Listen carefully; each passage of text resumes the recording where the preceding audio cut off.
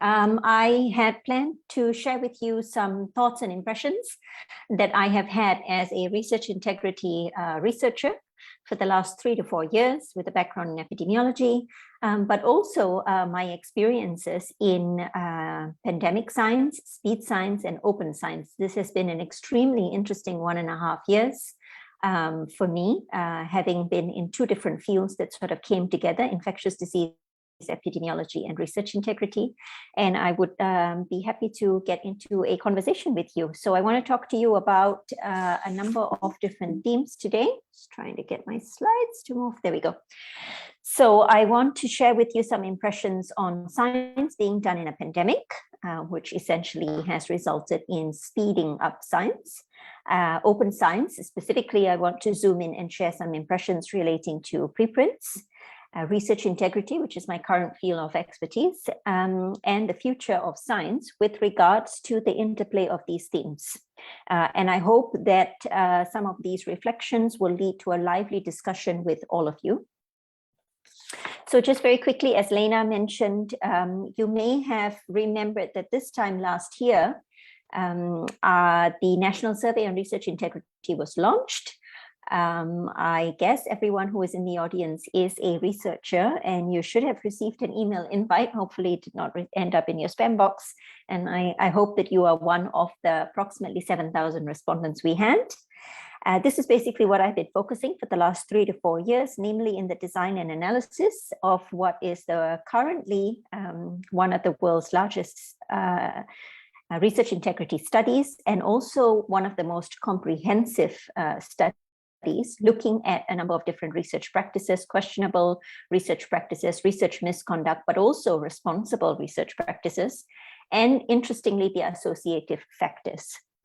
And what has been interesting for me in the last year is that these 2 areas of my expertise in infectious disease epidemiology, specifically being involved in the SARS epidemic during my career with the Singapore government, and the interplay actually with the speed at which COVID science was evolving, sort of came together. And this led to a whole host of very nice opportunities for me to be able to discuss the impact and also reflect on the impact of speed science and research quality in a number of various forums, as well as to be involved in the COVID-19 policy debate in the Netherlands as part of the Red Team. You may or may not have heard of the Red Team, a multidisciplinary group of experts who were basically doing exactly as its name suggests, trying to provide constructive critique to the outbreak management team in the Netherlands, although we were not always viewed as that, unfortunately. But moving on. So what was striking for me as an epidemiologist involved in the control and prevention of the SARS epidemic some 17 years ago, which is essentially a world before open science and preprints, and even the extent of social media, was the sheer explosion of scientific papers being published. And what you see here are 2 graphs, one on the left and one on the right. They both have strikingly similar exponential growth, except the graph on the left is on COVID-19 cases since the global alert from the WHO. And the graph on the right is an explosion of COVID-19 publications, round about the same time. The bottom 2 lines that you see on the right graph are papers published compared to other recent outbreaks of novel coronaviruses, SARS and MERS in particular. And really what we see here is that there has been both an explosion of not only COVID-19 cases, but an equal explosion of publications on this topic like never before. And this speed has partly resulted in faster journal publications. So this figure is taken actually from a Nature article assessing actually how quickly publications were coming in journals. And what you see is that the time between peer review to publication dropped by half, but only for COVID-19 publications. It went from about 120 days to about 60 days. There was not much change for non-COVID-19 publications. But really where we saw the surge is in preprints, as shown again in this nice Nature analysis taken from around about mid-2020. The graph on the top is comparing COVID preprints in orange against non-COVID preprints in gray bars. And what we see is that the COVID preprints saw a surge of up to 500 articles per week. And that is quite an immense amount of volume of research being pushed out on preprints. Most of them were coming deposited actually in medRxiv, despite this being the most recent preprint server. It's been in existence only since 2013, compared to some of the older archives, which have been around for the last 30 years. And that also essentially reflects the type of research where we saw the bulk in surge. So what we see is not only research being conducted at unprecedented speed, but open science, and I want to focus today on preprints. There is an unprecedented surge in preprints as well in this COVID-19 pandemic. And this was something that we had not seen before in a health crisis. Another new phenomenon we witnessed in this pandemic is the amplification of research by social media, namely Twitter, blog posts, and so on. And it made me reflect on the question of if science being done in a crisis is leading to science in itself being in a crisis. So a bit of an interplay of words here. And so really these are the three themes that I would like to actually share some impressions with you. And the underlying basis of this is obviously how can we safeguard research integrity. So the early sharing of research findings can aggravate a crisis. And I say can because this is not always the case, clearly. But it can aggravate a crisis, especially if that research is flawed. And here you see some examples, some prominent examples. I think you must have all heard about some of these examples. The most prominent one being the hydroxychloroquine or the anti-malaria drug, based on a severely flawed study by the infamous author pictured here, Didier Raoult, which led to essentially many consequences relating to policy decisions that were taken. And one such policy decision that led to implications was a massive diversion of this drug supply from lupus patients, for which it had a indication, to COVID-19 patients. Another very famous example, and more recently, is the Ivormectin Saga, again based on a flawed preprint, which led to some serious drug overdoses and fatalities in patients in different parts of the world. Some other examples where we have seen an impact of flawed early research findings being shared fairly early in the process are biased models on transmission dynamics of the virus, fierce debates going on the effectiveness of the face masks, vaccine side effects, and so on. I do want to say that I am not, by making this statement, I'm not saying that journal publications are the holy grail. I think we all know that journal publications and peer reviews have had some historical retractions themselves. But what I am saying is that there can be detrimental effects when early research, early flawed research is shared in a crisis. So just to balance that picture, not all of this speed science has been detrimental. Quick sharing of research has also had some positive examples. And briefly, just to mention that to balance the picture out, is that quick sharing of research, especially around clinical observations, such as the finding of thrombosis playing an important role in disease development and treatment of COVID-19 patients, as well as airway management of COVID-19 patients. These were all early clinical observations that were shared, and they had a significant impact on improving the prognosis of patients. Other examples include the sharing of code for contact tracing applications, and so on. However, the point here is that there seems to be an important distinction needed between the types of early research, namely treatment and intervention types of research, serological research, model predictions, that may potentially be more harmful when they are not supported by methodologically rigorous studies. So we should make a differentiation here in terms of type of studies and early finding of these studies. So that brings me actually to the crux of the issue. Are preprints helping or hurting research integrity? And this past year, I have really been quite busy thinking about this question, sharing some of my own impressions, and I'm eager to hear what you have to say on this as well.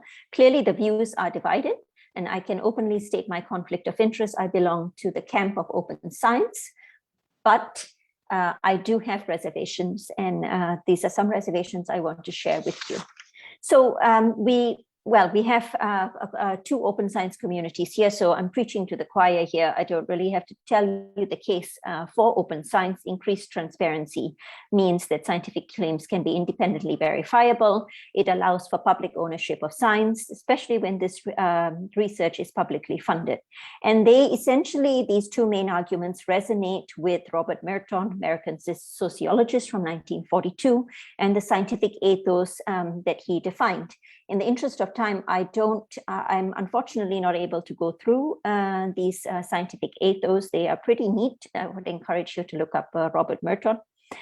But I would like to leave it at that for the case for open science. Now, having said all of this, as I've just mentioned to you in my introduction, I have been busy in the last 3 years with the design and the implementation and analysis of one of the largest surveys on research integrity.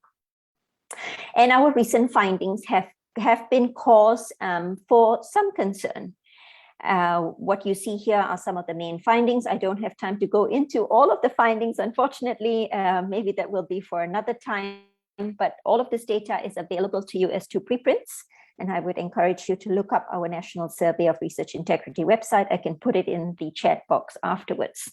But we essentially had round about 7,000 academics across all disciplinary fields and academic ranks. And what you see here are the findings on how frequent or the prevalence of any frequent questionable research practice. 1 in 2 researchers essentially admitted to frequently committing QRPs, questionable research practices. And then we asked how many individuals in the last 3 years had fabricated or falsified their data. And the last row, you see any FF, that means having fabricated or falsified or done both in the last 3 years. And that was at about 8%, so 1 in 12. And these numbers, you may say, well, you know, this is pertaining to the Dutch population. So how is that internationally? Well, they are in line with systematic review and meta-analysis that was recently done of research integrity surveys. So we are sort of like, you know, these are the numbers that we are seeing, not specifically only to the Netherlands, but also more broadly. So in other words, the picture for research integrity is not looking really that rosy, which has made me wonder if sharing of early research findings might just be transferring this problem to the public domain. And I think this is a conversation that we are not having enough of in our open science communities. So so while I am a proponent for open science, I am also disturbed by the extent of questionable research practices. I am disturbed by unhealthy research cultures in which we function. And so I feel that along with the support and the push for open science practices, the rewarding and recognizing of open science practices, we must also simultaneously address the reasons behind questionable research practices, because that is pretty prevalent. Of course, we all know that peer review, as it currently operates, is not ideal, but that is also not my point. We know that research is a collaborative effort, and scholarly critique or organized skepticism, as Robert Merton called it, is essential in ensuring research quality. So where do we go from here? I have no idea how am I doing on time. Please unmute yourself and tell me, Lena, if I need to stop. Five minutes, Gowri. Okay, so where do we go from here for the future of science, open science, namely preprint sharing, and the extent of questionable research practices that we are seeing in our communities? A few reflections. I'm eager to engage in a dialogue with you. So I've listed a number of ways here. So the first is the critical feedback loop in open science is key. And what do I mean by that? Promoting scholarly critique of preprints, as much as recognizing and rewarding all forms of peer review is especially important as we start to promote and encourage open science practices. I think we need to also start encouraging the review of these preprints. And unfortunately, research shows us that the uptake of comments on preprints are quite low. This is quite different for COVID-19. We saw quite an extensive critique of COVID-19 preprints, but in general, this is not the case. Secondly, science communication is changing. The unofficial peer review playground has come to the open in terms of blog posts, Twitter posts, and what have you. And I think along with that, as we push for open science, we also need to push for open and responsible science communication. So how do we as researchers start interacting with different type of stakeholders more directly? Policymakers, the public, journalists, to name a few. It also means that scholarly critique is happening increasingly in the open on social media. And there will also be a need to protect against harassment, bullying, respectful dialogue as a skill is key. Sorry, I did not move slides. So moving on, science education and critical evaluation as tools to be thought broadly and early on in education. So research shows us that skills in critical evaluation and knowledge of the scientific process are good ways to counter mistrust in science for non-scientists. And I really think that this is key. So as we promote open science, we must also understand that this science is now open also to public access. And therefore, we also need to take the responsibility of ensuring that they have some basic skills in how to navigate and evaluate, at least more generally, the quality of this research. Fourth, preprint servers and their responsibilities towards research integrity. And there are some preprint servers have a two-tiered vetting process, but this is mostly superficial. So they are vetting against outrageous claims or conspiracy theories. I think there really needs to be a stepping up of and a discussion of what is the responsibility towards protecting research quality of preprint servers. Is it mainly a repository for us to put all sorts of research up there, or should there be some level of policies against fraudulent, sloppy preprints? So who is responsible for this? Moving on, critique for science at every stage and not just at the final stage. So there are a number of different initiatives that have come into play since then. Review Commons is one example, established since 2019. Where you can, as a researcher, request your work to be reviewed before it is posted as a preprint. Registered reports is, of course, another example where you are submitting the methodology of your research findings before you have conducted the research. Adopting a red team approach. This Nature article from Daniel Larkin sets out a very good case for researchers to actually hire their best critiques from the outset of your research and not only at the end in terms of peer review. Then there are some other specific examples relating to outbreak preprint review as well. So they're all steps in the positive direction, but I often feel that there's not enough attention and dialogue that is put in place within the open science discussion. And then to round off my last few slides, as I mentioned, I have been quite involved in actually sharing some thoughts along with some other research integrity colleagues. And so I just wanted to point out actually two other interesting pieces that I have shared my viewpoints on that you might wish to look. Which I'm happy to discuss these also offline. Including one a little bit less recently, this was last year, about assuring research integrity during a pandemic. I don't have time to go through that today, but I want to just leave you with this thought that as we move towards open science, not only is research becoming more accessible, But research integrity will increasingly be a collective responsibility of all stakeholders of research. And I think that this is an important dialogue for us to have, and to ensure that there are systems and mechanisms in place to safeguard the quality of research. I want to thank you, especially to Lena, for reaching out to me. Thank you to Joanne, and also actually to the NSRI team. And just a final word to say that we are having the World Conference on Research Integrity next year. It will be a hybrid event, hopefully one without many technical difficulties. So you are also welcome to look us up, and maybe we will see you online next year.